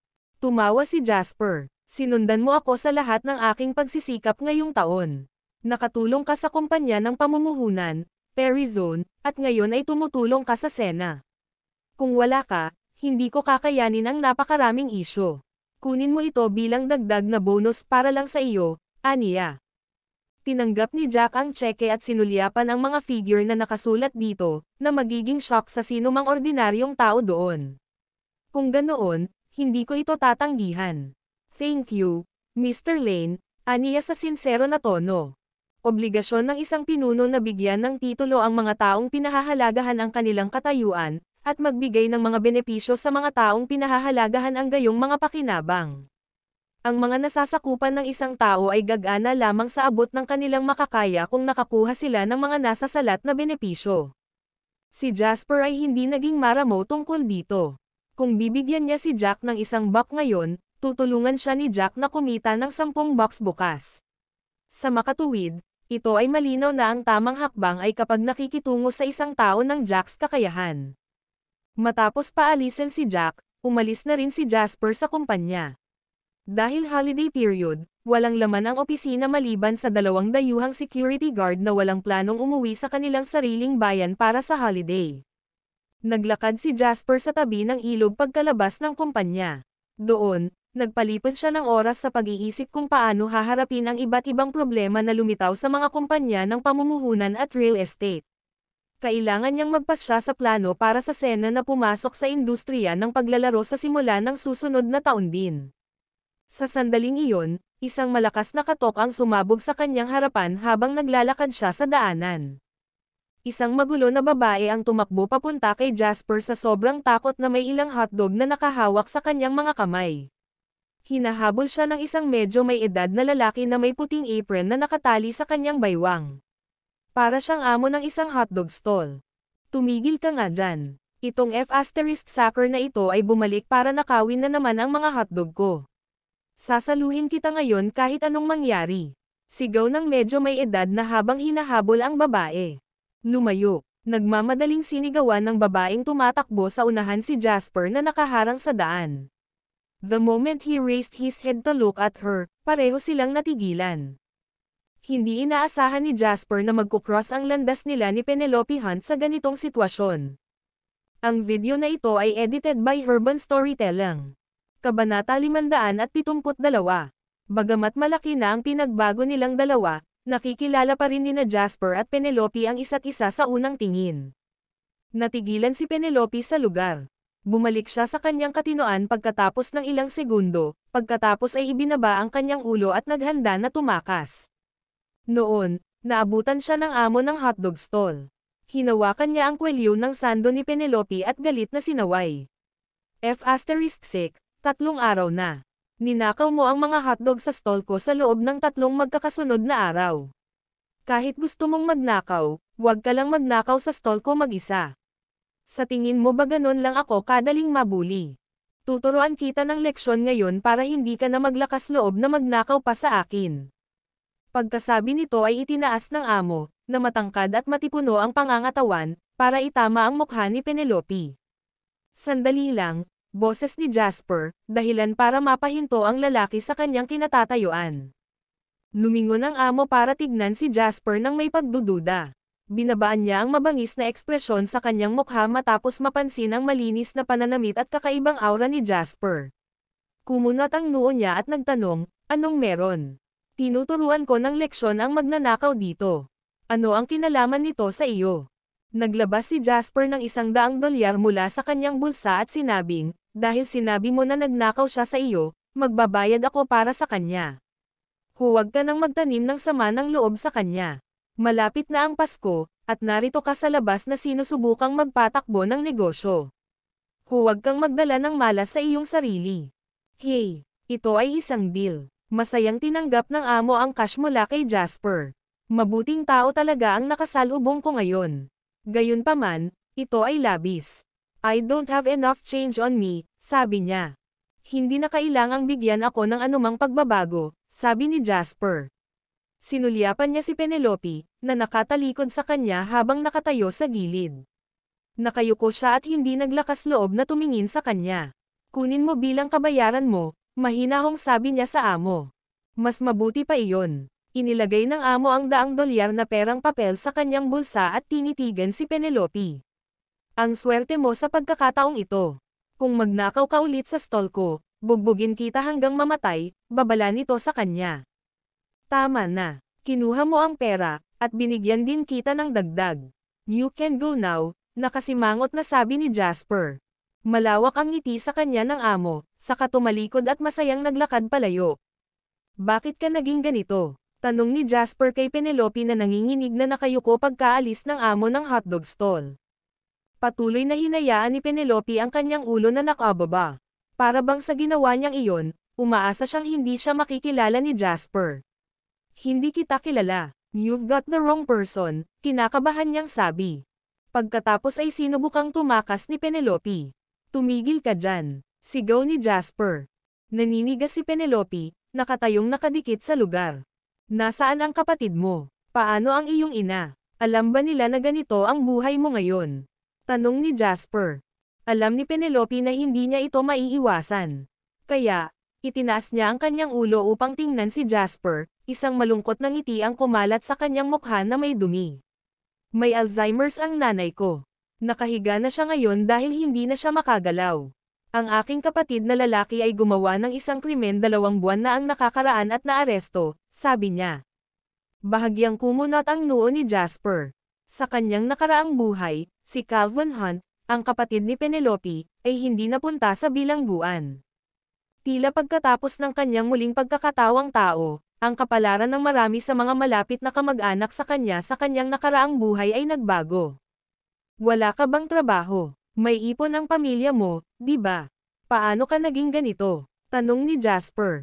Kahit na minsan ay kinasusuklaman niya si Penelope Hunt at ang kanyang pamilya, at hinamak ang paraan ng pagsuporta nito sa kanyang kapatid anuman ang mga pangyayari, ang lahat ng iyon ay nakaraan na ngayon.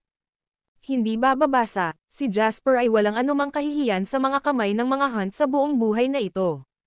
Sa pagharap sa asawa mula sa nakaraan niyang buhay pati na rin sa babaeng nasa tabi niya sa loob ng ilang taon ng kasalukuyang buhay niya, unti-unting naibabaw ng kalungkutan sa puso ni Jasper ang galit na pinanghahawakan niya rito. Kung tutuusin, magkaiba ang level nilang dalawa ngayon. Magkaiba rin ang kanilang kalagayan. Matagal nang nawala ang galit at puot ni Jasper para kay Penelope Hunt. Lahat ng ito ay dahil kay Richton White. Umirap si Penelope, may masamang tingin sa kanyang mga mata. Pagkatapos bumaba ni Hugh Lewis, wala na akong ibang maaasahan. Nakasama ko si Richton White pagkatapos noon. Akala ko mahal niya talaga ako, pero tumakas siya matapos lokohin ang lahat ng ari-arian at ari-arian ng pamilya ko.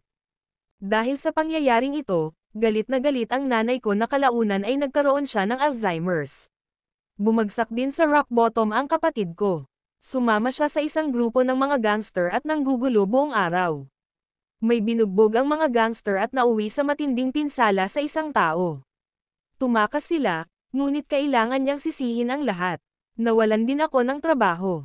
Tinitigan niya si Jasper. Sa sandaling iyon, ang kanyang dating kasintahan ay hindi mukhang pangmundo at hindi kapansin-pansin tulad ng dati niyang pagbabalik noong araw. Ang video na ito ay edited by Urban Storytelling. Kabanata 573. Ang aura na nakapaligid kay Jasper sa sandaling iyon ay lampas na sa maarak ni Penelope. Gayunpaman, masasabi niyang mahal ang suot ni Jasper. Ang bawat kilo ng lalaki at kahit ang pinakasimpleng sulyap ay puno ng prestihiyo at aura ng isang taong may mataas na lipunan. Kung ikukumpara, si Penelope ay parang isang butil ng alikabok sa puti habang si Jasper ay isang prinsipe na nakataas sa kanya. Walang maihahambing sa dalawa. Walang sino mang maaaring mag-isip na sila ay isang mag-asawa na nag-uusap tungkol sa mga plano sa kasal noong 1 taon lamang. Bahagyang kinilig si Penelope, ngunit hindi niya alam kung nanginginig siya sa sama ng loob o panghihinayang. Nalungkot si Jasper nang makita si Penelope, na ngayon ay malungkot na parang pulubi sa mga lansangan. Tiyak na wala ng romantikong damdamin sa pagitan nila. Gayunpaman, ang galit na kinikimkim niya sa kanya ay tila nawala rin. Minsan naisip ni Jasper na magiging proud siya kapag nakatayo siya sa harap ni Penelope pagkatapos niyang gumawa ng pangalan bago ang kanyang sarili. Iniisip niya kung ano ang pakiramdam na kutsain si Penelope dahil sa pagtingin niya sa kanya sa simula, at sa huli ay mawala ang isang hiyas ng isang tao. Gayunpaman, kahit na sa wakas ay nangyayari na ang lahat, hindi na naramdaman ni Jasper ang kahit katiting na pagnanasa na kutsain pa siya. Namanghalang siya sa bilis ng pagbabago ng mundo. Kunin mo. Isang balumbon ng pera ang lumitaw sa harap ni Penelope. Umabot ito sa kabuuan na humigit kumulang $1 hanggang $2,000. Yun lang ang nasa akin ngayon. Kumuha ng magagandang damit para sa iyo at sa iyong ina, at gamitin ang iba para sa mga regalo sa Pasko. Anuman, ang mga bagay ay magiging mas mahusay sa susunod na taon. Huminto sandali si Jasper saka nagpatuloy, si John Jackson, ang vice-presidente ng ICBS City Branch, ay kaibigan ko. Na-promote siya mula sa Faith County, kaya dapat mayroon pa rin siyang mga kontak dito at doon. Maaari ko siyang kontakin kapag bumalik ako upang tanungin kung maaari mong italaga ang ilang pansamantalang trabaho sa ICBS. Ngunit kailangan mo ring magsikap para dito. Mag-aral ng mabuti at makapasa sa pagsusulit. Ang ICBS ay may panloob na pagsubok bago kumuha ng sinumang empleyado, ngunit tutulungan ni John na maghanda ng landas para sa iyo kung makapasa ka sa pagsusulit. Iyon ay dapat magbigay sa iyo ng isang matatag na trabaho. Nang makita si Penelope na walang laman na nakatayo sa kanyang harapan, sumagot si Jasper, pagkatapos ay humanap ng mabait at mamuhay ng masayang buhay. Inilagay ni Jasper ang pera sa mga kamay ni Penelope at tumalikod na para umalis. Tinitigan ni Penelope ang mga banknotes sa kanyang kamay, pagkatapos ay tumangala, at nakita ang figure ni Jasper na naglalakad palayo. Ito ay isang masikip na kalye, na may mga tao sa paligid niya, na handang ipagdiwang ang kagalakan ng Pasko. Pinagmasdan ni Penelope ang paglalaho ng anyo ni Jasper bago siya biglang nag-ipon ng lakas ng loob na hindi niya alam na kailangan pa niyang sundan siya. Maghintay. Lumingon si Jasper at napakunot noon nang makita si Penelope na humihingal mula sa pagtakbo. Ano pa ba ang gusto ng babaeng ito? Hindi siya masyadong malinlang mag-isip na magkakabalikan kami, di ba? Hindi umimik si Jasper, sa halip ay matiyagang naghihintay na siya ang unang magsalita. Wala ako dito para sa ibang bagay. Gusto ko lang sabihin sa iyo, na noong nagstiya ako. Bumibili ng mga bagay kaninang umaga, narinig ko ang dalawang binata, na sa tingin ko ay magkapatid, ay nag-uusap tungkol sa isang bagay. Sa tingin ko isa sa kanila ay tinatawag na Terence o isang bagay. Sinusubukan ng lalaking Terence na patunayan ang isang bagay sa isa, at sinabing may isang big shot na hahabol sa iyo, at dahil dito, hinihiling niya ang isa pang lalaki na sumali din. Hindi ko alam kung ano ang eksaktong sinabi nila, pero narinig kong sinabi nila ang iyong pangalan kaya isinulat ko ito, pero muli, baka isa pang Jasper, ang pinag-uusapan nila kaya. Yumuko ng malalim si Penelope kay Jasper, saka tumalikod para tumakbo. Bahagyang kumunot ang noo ni Jasper habang pinagmamasdan ang figure ni Penelope na nawala sa karamihan. Agad siyang nahulog sa malalim na pag-iisip. Lumiko si Penelope sa sulok ng kalye at huminto upang habulin ang kanyang hininga, nang bigla siyang yumuko para umiyak. Umiiyak man siya sa panghihinayang o kung ano pa man ay malamang na si Penelope lang ang nakakaalam. Gayunpaman, kapwa alam ni na Jasper at Penelope ang kasalukuyang sitwasyon. na silang dalawa ay ganap na estranghero ngayon. Ang huling pakikipag-ugnayan sana sa kanila ay natapos sa tulong nitong kamay na ipinaabot sa kanya ni Jasper. Ang video na ito ay edited by Urban Storytelling. Kabanata 574. Nagkataon lang ang pagkikita nina Jasper at Penelope. Kung tungkol kay Jasper, ang pagtulong kay Penelope ay higit sa lahat, isang huling palom sa kanyang nakaraang buhay at sa kanyang nakaraan. Kung tutuusin, si Jasper ay hindi isang walang pusong tao. Habang ang dalawa ay hindi nagbahagi ng isang napakasayang nakaraan, si Penelope ay, kung mayroon man, ang babaeng pinakamatagal na nasa tabi ni Jasper. Ngayon na ang bawat isa ay may kani-kanyang buhay upang mabuhay, ang pinakamaliit na magagawa ni Jasper ay ang magpaalam sa panahong iyon ng kanyang buhay. Gayunpaman, hindi inaasahan ni Jasper na magdadala sa kanya si Penelope ng ganoon kaalagang mensahe. Tinawag si Terence o ano? Sino pa kung hindi si Terence Lane, kung gayon? Natural, ang mga taong unang naisip ni Jasper nang marinig niya ang mga salita ni Penelope ay ang dalawang magkapatid, sina Terence at Daryl Lane. Habang naglalakbay sa memory lane, naalala ni Jasper na hindi na nagpakita si Terence sa kanyang sarili pagkatapos na iwanan ang pagkain sa isang half kahapon. Samantala, si Daryl ay nananatili sa Tefa City sa buong panahon. Pag-uwi, tinawagan ni Jasper si Julian. Pumunta sa Shangri-La Hotel para tingnan kung babalik si Terence o hindi. Kung ginawa niya, kailangan kong malaman kung kailan siya nakabalik at kung sino ang nakausap niya mula nang bumalik siya. Matapos matanggap ang bilin ni Jasper, tumanggo si Julian at agad na nag-iimbestiga. Maghintay ka. Tinawag ulit ni Jasper si Julian. Maging low profile. Huwag mong hayaang malaman ng sino man ang iyong investigasyon, paalala ni Jasper. Ngumiti si Julian at tumalikod na para umalis. Makalipas ang ilang oras, bumalik si Julian dahil malapit na ang gabi. Nahanap ko na ang gusto mong malaman, Jasper. Bumalik si Terence mga bandang hating gabi kahapon. May record siya sa hotel simula noong ginamit niya ang kanyang ID card para mag-check-in sa isang kwarto. Hindi umaalis si Terence sa kwarto niya hanggang kaninang umaga, pero nang lumabas siya, kasama niya ang kapatid niyang si Daryl. May binili silang dalawa saka bumalik sa hotel. Pagkatapos nito, sumakay ang dalawang kapatid, kasama ang kanilang mga magulang, pabalik sa Fifth County. Bahagyang kumunot ang noo ni Jasper at nagtanong, saan nagpunta si Terence kahapon? Sino ang nakilala niya? Umiling si Julian. Ang nalaman ko lang, nakabili pala siya ng tiket papuntang provincial capital after niyang umalis sa dinner kahapon, tapos sumakay siya sa huling tren pabalik. Ngunit kung sino ang nakilala niya sa panahong ito, hindi ko alam. Walang ekspresyong sagot ni Jasper, okay, got it. Pagkaalis ni Julian, mag-isang nakaupo si Jasper sa kanyang pag-aaral na nalubog sa kanyang mga iniisip.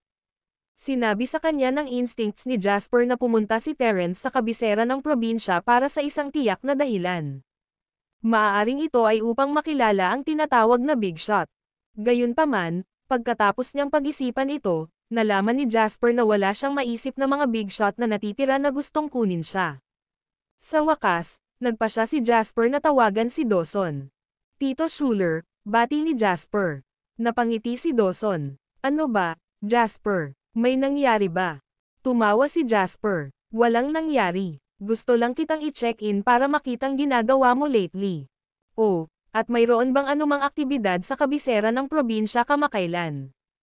Natigilan sandali si Dawson bago sumagot, wala akong narinig. Medyo kalmado ang lahat kamakailan lang. Nakarelax ang nakakunot na kilay ni Jasper at ngumiti siya. Magaling kung ganoon. Naramdaman ni Dawson na may nangyari, kaya same time siyang nagtanong, nakatanggap ka ba ng balita tungkol sa isang bagay na nangyayari? Sagot ni Jasper, malamang may nakatingin sa akin, pero hindi pa ako sigurado dito. Kailangan kong ipikit ang aking mga mata ng kaunti pa bago ko makumpirma ang bagay na iyon. Ang video na ito ay edited by Urban Storytelling. Kabanata 575. Sagot ni Dawson, sige. Tandaan na tawagan mo ako kung kailangan mo ng anumang tulong. Tumanggo si Jasper, gagawin ko. Pagkababa ng telepono, naramdaman kong nagdilim ang ekspresyon ni Jasper. Ang isang maling positibo ay mas mahusay kaysa sa isang masamang epekto. Hindi na kaugalian ni Jasper na maging komportable, kaya palagi siyang mag-iingat at bantayan ang kanyang mga bantay. Ang balita mula kay Penelope kasama ang mga resulta ng kanyang pagsisiyasat mula sa maraming lugar ay nagpatibay ng mga kaso. Si Terence mismo ay may ulterior motives pati na rin ang isang misteryosong sumusuporta sa kanya. Pero magawa ito, sinubukan pa ni Terence na hilain si Daryl sa kanyang mga plano. Ngunit ang na si Terence ay kailangang sumali sa katotohanang si Daryl ay nagwawakas na ang huli ay maaaring walang ideya kung ano ang nangyayari o hindi pa ganap na naganap sa kanilang panig. So sino itong misteryosong utak sa likod ng lahat ng ito? Oras na para sa hapunan, Jasper. Ang boses ng kanyang ina ay umalangaw-ngaw mula sa ibaba, na naputol ang pag-iisip ni Jasper. Huminga ng mahina si Jasper bilang pagkilala at lumabas ng kanyang pag-aaral. Napagpasyahan niyang mag-observe muna siya ng kaunti bago siya gumawa ng plano. At least ngayon ay may target siyang bantayan at iyon ay si Terence Lane. Kung ang kabilang partido ay nais na makita sa kanya, pagkatapos ay ito ay isang sandali lamang bago sila gumawa ng isang hakbang. Kuwait, kasabay nito sa isang normal na distrito sa Faith County. Mahigpit na nagsalubong ang mga kilay ni Daryl habang matalim na tinitigan ang kinakabahang ekspresyon ni Terence. He spoke with a heavy tone, "Nabaliw ka na ba, Terence? O may nagdroga sa iyo ng isang bagay? Paano ka naging bulag?" Umirap si Terence at sumagot, "Ikaw ang nagmatigas dito, Daryl." Ano naman ang maganda kay Jasper? Bakit handa kang sumunod sa kanyang pakay? Matigas na sagot ni Daryl, "Enough nonsense. Unemployed pa rin ako kung hindi dahil sa kanya. Kailangan ko pa rin ang suporta niya para sa aking negosyo sa susunod na taon, kaya bakit iniisip mong gagawin ko ang anumang bagay na makakasama sa kanya?" Napangisi si Terence. Iyon lang ang pagiging charitable niya sa iyo. Ayaw mo bang kumita ng sarili mong pera? Mister, sinabi na ni Hanks na handa siyang ibigay sa iyo ang doble sa ibinibigay sa iyo ni Jasper. Kailangan mo lang tumango at sumang-ayon. Mas marami ka pang makukuha pagkatapos ng lahat ng ito, kaya bakit ka pa nag-alangan? Inis na sagot ni Daryl, "Pangako na walang laman iyon." Dagdag pa, "Alam mo ba kung paano ito magiging tunog sa ating mga kamag-anak kung may lumabas na balita? Gusto mo bang mawalan ng respeto?"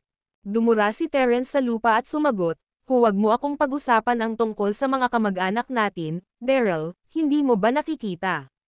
Lahat ng ginagawa ng mga kamag-anak na ito ay mababa ang tingin sa mga tao, wala silang pakialam kung ano man ang mangyari sa iyo.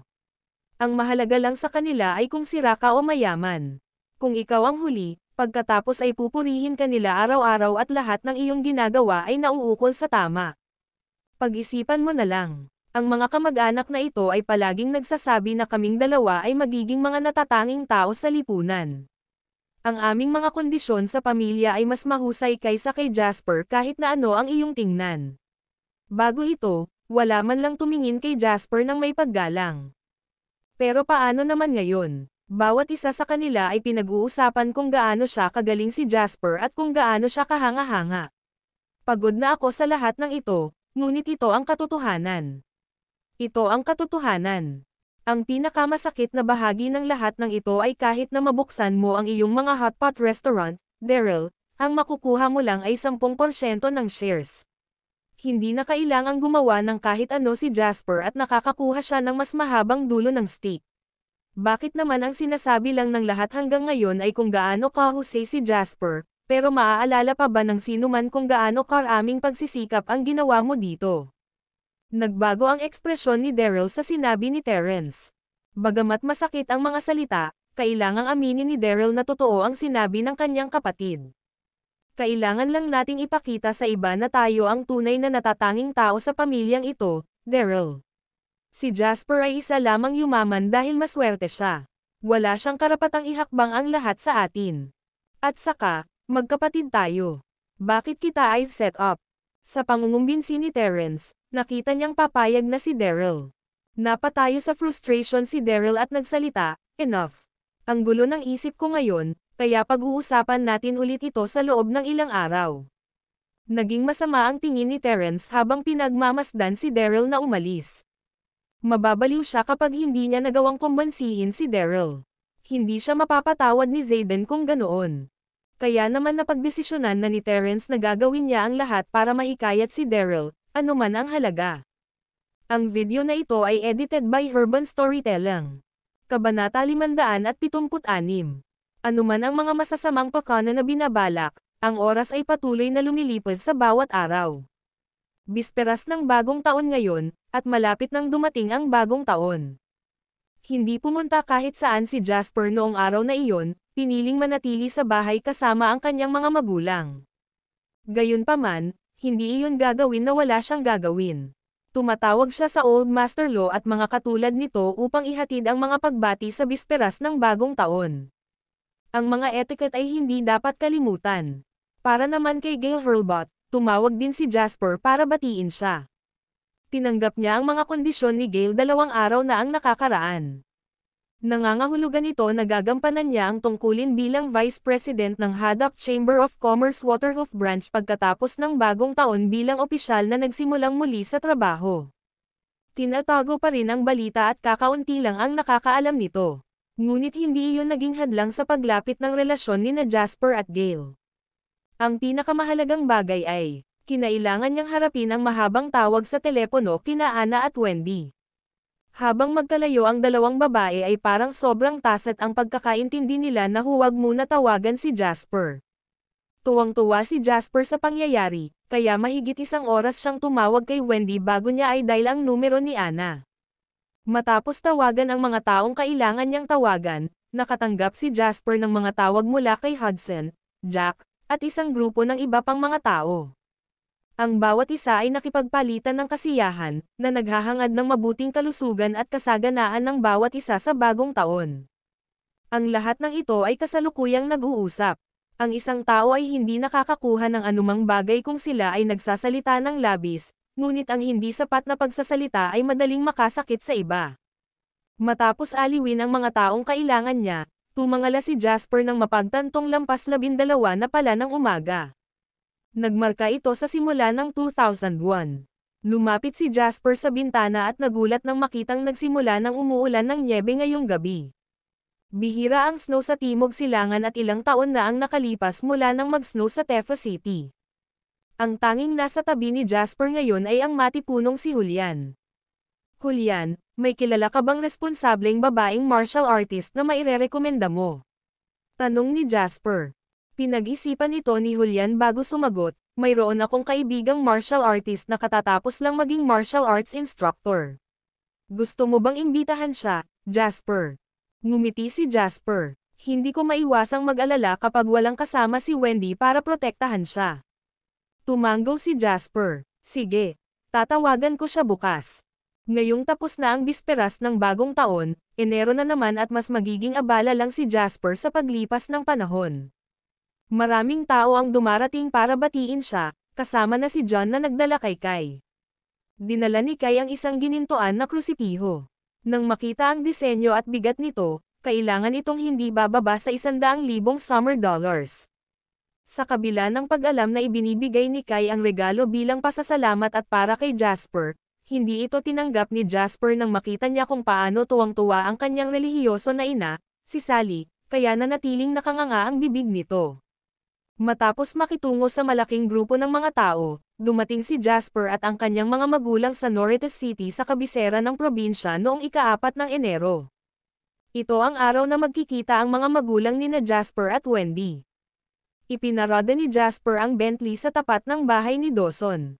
Nagkusa si Dawson na lumapit sa kanila.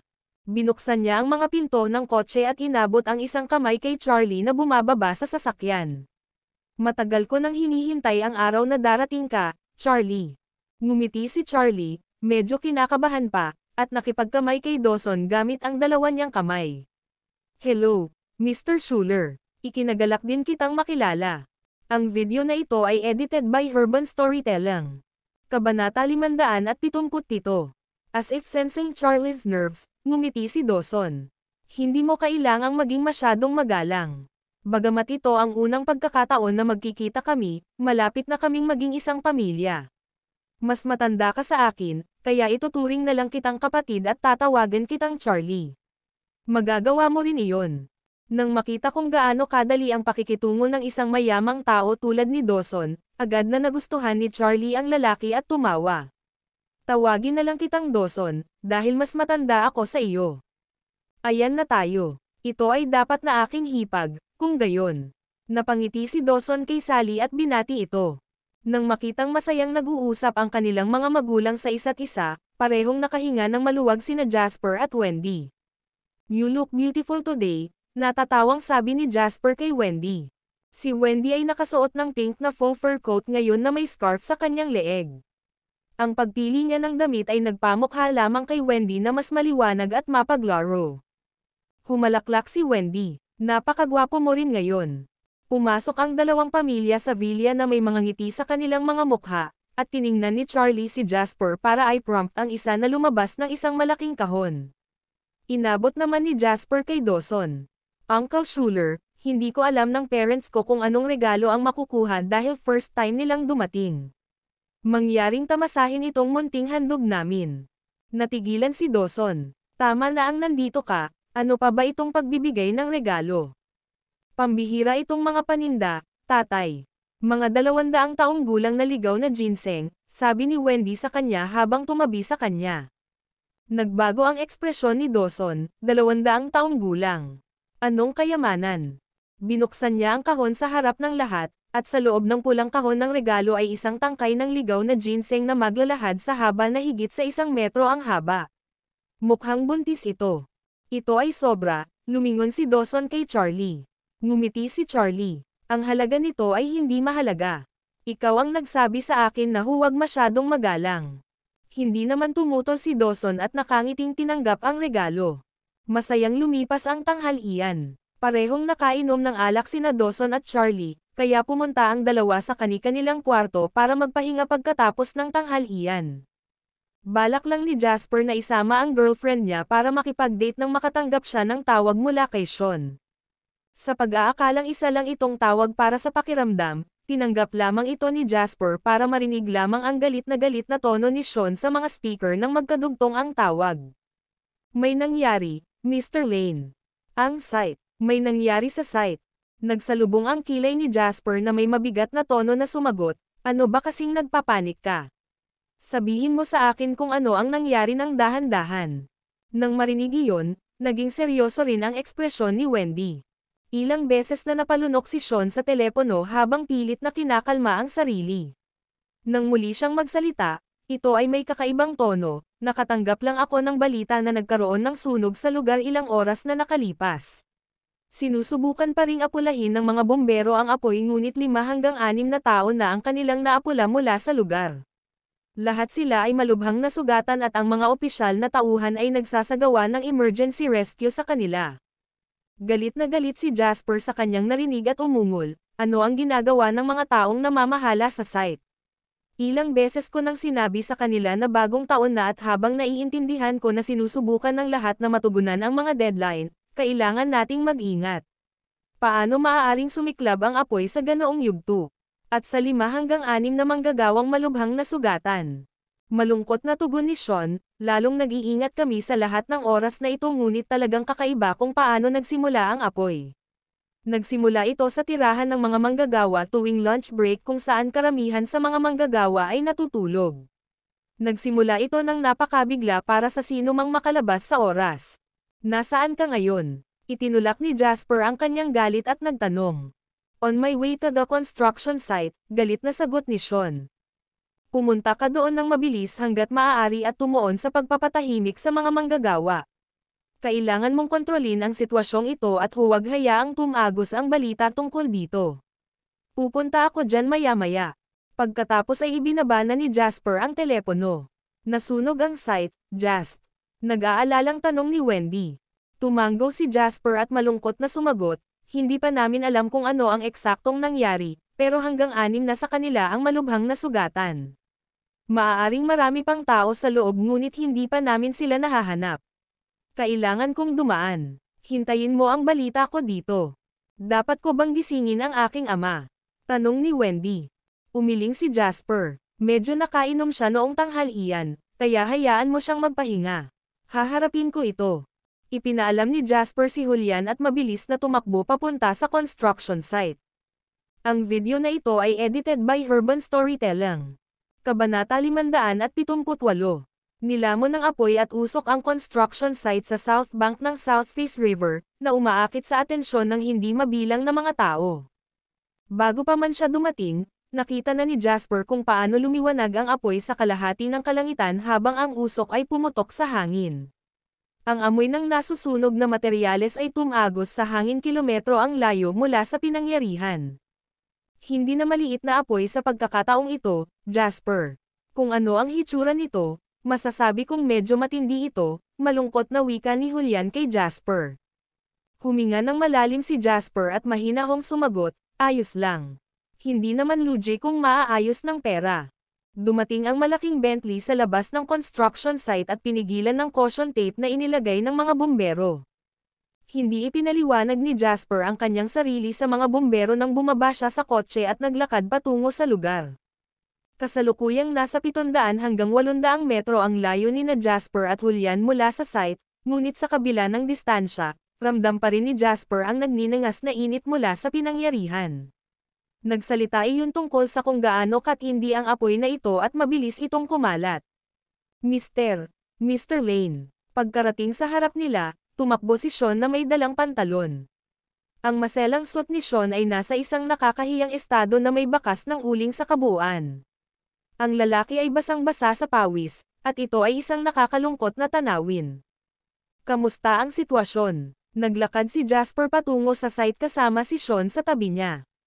Habang humihingal, sumagot si Sean, hindi pa naapula ang apoy, pero sinabi sa akin ng mga bumbero na sa nakikita nila, nagsimula ang apoy sa dalawang magkaibang lugar. Ang pahingahan at tirahan ng mga manggagawa, at ang bodega para sa lahat ng mga materyales sa gusali. Ang parehong sunog ay nagsimula halos sa parehong oras, kaya iyon ay nagpapaliwanag kung bakit ang apoy ay walang tigil. Pinaghihinalaan ng mga bumbero ang panununog, ngunit walang konkretong ebidensya. Malungkot na sagot ni Jasper, lahat ng iyon ay makapaghihintay. Ang pinakamahalagang bagay ngayon ay pigilin ang sunog at mabawasan ang mga pinsala at pagkamatay. Huminga ng malalim si Sean at pinunasan ang pawis sa noo. Sumasang-ayon ako, iyon din ang naisip ko. Isang bumbero na tila kapitan ang tumakbo kay Jasper at pinutol si Sean sa tanong, sino ka? Hindi pinansin ni Jasper ang biglang pag-uugali ng isa at sumagot, ako ang taong namamahala sa JW Real Estates. Napamura at itinuro ng bumbero ang construction site na nasusunog pa rin. Anong uri ng mga hakbang sa kaligtasan ang ginagamit mo dito? Mahirap talagang magpigil ng apoy na ganito. Kailangan mong kumuha ng legal na responsibilidad kung ang mga tao ay mawalan ng buhay o masugatan dahil dito. Nagbago ang ekspresyon ng mukha ni Sean, at sasampalin na sana niya ang kapitan nang kumaway si Jasper kay Sean para pigilan ito. Naiintindihan ko ang nararamdaman mo, Kapitan, pero magtiwala ka sa akin kapag sinabi kong mas kinakabahan ako dito kaysa sa iyo. Kailangan mong maniwala sa akin kapag sinabi kong walang mali sa mga hakbang sa kaligtasan sa lugar ng pagtatayo. Maaari naming pag-usapan kung dapat akong managot o hindi mamaya, ngunit mayroon lang akong isang kahilingan sa ngayon. Naging mataimtim ang tingin ni Jasper habang nakatitig sa kapitan at nagpatuloy, gawin mo ang lahat para mabawasan ang pinsalang nagawa sa mga manggagawa ko. Natigilan ang kapitan nang marinig niya si Jasper. Nakaharap niya ang hindi mabilang na sunog sa industriya at halos lahat ng amo ay nag-aalala tungkol sa kanilang ari-arian at materyales. Ito ang unang pagkakataon na narinig niya ang ganoong kahilingan. Hindi ka ba nag-aalala tungkol sa pagkawala ng ari-arian? Tanong ng kapitan. Kalmadong sagot ni Jasper, I can continue investing if it's just monetary loss and I can just buy more facilities if they break. Ngunit wala akong magagawa upang mabayaran kung ang buhay ng tao ay mawawala rito. Agad na nakita ng kapitan ang paggalang kay Jasper sa kanyang mga sinabi at binigyan ng matinding tingin si Jasper bago ito nagsalita, huwag kang mag-alala. Trabaho namin ito, kaya gagawin namin ang lahat para mailigtas ang mga manggagawa sa loob. Huminga ng malalim si Jasper at sumagot, hinihiling ko lang na alagaan din ng mga bumbero ang kanilang sarili, kung gayon. Ang video na ito ay edited by Urban Storytelling. Kabanata 579. Nilingan ni Jasper si Sean. Mr. Tucker, Sa ngalan ng JW Real Estates, mangyaring mag-donate ng $1,000,000 summer dollars sa cash at 3 fire truck sa kagawaran ng bumbero na nag-apula ng apoy pagkatapos ng lahat ng ito. Pabalik-balik na sigaw ni Sean, naiintindihan, Mr. Lane. Tiningnan ng kapitan si Jasper. Nakita ko na ang fair share ko sa mga mayayamang lalaki, pero ikaw ang pinakakakaiba sa kanilang lahat. Sigurado ako ngayon na walang kinalaman ang apoy na ito sa iyo. Ang kapitan pagkatapos ay mabilis na tumakbo pabalik upang turuan ang kanyang koponan sa pag-apula ng apoy. Si Jasper at Sean ay nakatayo sa may entrance ng site at nakatitig ng masama habang nilalamon ng pulang apoy ang lugar. Paminsan-minsan, magkakaroon ng matinding pinsalang manggagawa na isinasagawa ng mga bumbero. Sa tuwing nakikita niya ang eksenang ito, mas lalong umiitim ang ekspresyon ni Jasper. Mr. Tucker, tawag ni Jasper. Yes, Mr. Lane. Lumapit si Sean sa kanya. Agad na abisuhan ang opisina na ang bawat empleyadong mas mataas sa antas ng pangangasiwa at ang mga namamahala sa mga hakbang sa kaligtasan ng site ay dapat kanselahin ang lahat ng kanilang natitirang bakasyon. Dapat ay bumalik sila kaagad sa opisina. Isa lang ang trabaho ng kumpanya ngayon at iyon ay ang magsama-sama para pangalagaan ang mga manggagawang napinsala sa sunog na ito. Ang bawat nasugatan na manggagawa ay dapat bayaran ng kumpanya ng seguro na nilagdaan nila ang kanilang mga kontrata at kung hindi sila masakop ng kanilang insurance, ang kumpanya ay mag-top up ng halaga. Hindi naman ako nagkukulang sa pera, lalo pa ang pera na dapat kong bayaran, mabigat na sagot ni Jasper. Kumalabog ang puso ni Sean nang bigla siyang sumagot, Mr. Lane, sapat na ang kabayaran mula sa kanilang mga insurance company. Binili namin sila ng sapat na insurance sa pinsala sa trabaho, at aabutin ang kumpanya ng 10-10 milyon kung babayaran namin ang natitira para sa kanila. Malamig na nilinga ni Jasper si Sean. Ang 10-10 milyon ay wala sa akin, ngunit sa mga manggagawang ito. Ang perang iyon ay sapat na para sa kanilang buong buhay. Hindi man lang naglakas loob si Sean na tingnan ang nagyayelong mga mata ni Jasper. Nanginginig, mabilis siyang sumagot, naiintindihan ko, Mr. Lane. Kukunin ko kaagad. Kuwait. Kasabay nito, si Zayden ay ilang kilometro ang layo sa isang mataas na lugar kung saan pinanood niya ang apoy na nagpapaliwanag sa kalangitan sa ibabaw ng South Bank ng South Peace River habang tumatawa. Hindi masama. Hindi masama sa lahat. Maganda ang ginawa mo this time. Tumawa ng malakas si Zayden habang lumingon at tinapik si Terence sa balikat. Bahagyang tumawa si Terence at tumango. Tumugon ng nakayuko, masaya ako na nasiyahan ka sa aking pagganap, Mr. Hanks. Habang si Zayden ay tumatawa, hindi maaaring maging mas masama at malamig ang kanyang tingin habang nakatitig kay Terence. Mahusay ang ginawa mo sa pagsindi ng apoy, ngunit wala kang iniwang ebidensya, di ba? Kinilig si Terence at mabilis na tumingin sa ibaba habang sumagot, huwag kang mag-alala, Mr. Hanks. Pinagmasdan ko sila ng ilang araw bago ako kumilos. Wala naman akong iniwan na ebidensya. Tumango si Zayden. Napakagaling. Magaling. Nilingan ni Zayden ang construction site na nasusunog. Napakagandang tanawin. Kung mas malaki lang ang apoy. Sa tingin mo, gaano ba kalala ang ekspresyon ni Jasper ngayon? Kapag naiisip ko iyon, hindi ko na lang mahintay kung ano ang hitsura ni Jasper. Dapat heartbroken siya. Siguradong galit siya, hindi mo ba sasabihin? Hahaha. Nanginginig sa takot si Terence sa gitna ng mga chortles ni Zayden pero natatawa pa rin siya kasama niya. Sino siya sa tingin ni Jasper? Sino siya para makipagkompetensya sa iyo, Mr. Hanks? Maliit na aral lang ito, darating din ang tunay na paghihirap. Ang video na ito ay edited by Urban Storytelling. Kabanata 580. Ang apoy na ito ay naging makabagbag damdaming balita na bomb alot sa buong Southeast Province. Kumuha rin ito ng 47 milyon mula sa mga bulsa ni Jasper. Mr. Lane, Mr. Schuler, nasunog ng apoy ang kabuoang 40 milyong summer dollars ng ating mga materyales at pasilidad sa gusali. Mayroon ding hindi nakikitang pagkawala ng 7 milyon para sa muling pagtatayo at pagdaragdag ng mga bagong pasilidad pati na rin ang mga kabayaran para sa mga pinsala ng mga manggagawa. Bukod dito, habang walang buhay ang nawala, mayroong 16 na malubhang nasugatan na mga manggagawa.